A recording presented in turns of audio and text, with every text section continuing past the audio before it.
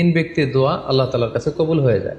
এই দোয়া আল্লাহ কখনো ফিরিয়ে দেন না। এর মধ্যে একটা দোয়া হচ্ছে দাওয়াতুস সাইম, রোজাদারের দোয়া আল্লাহ কখনো ফিরিয়ে দেন না।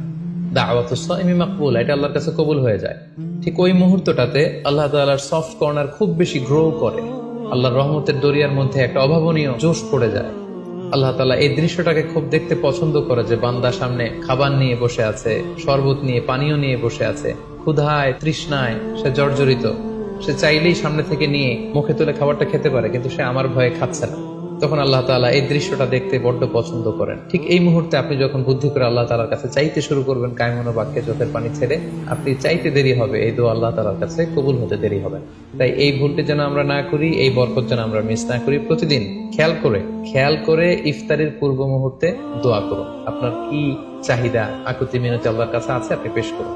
বছরের অন্য সময়গুলোতে রাত 4টার দিকে উঠে আসলে অনেকের পক্ষেই তাহাজ্জুদ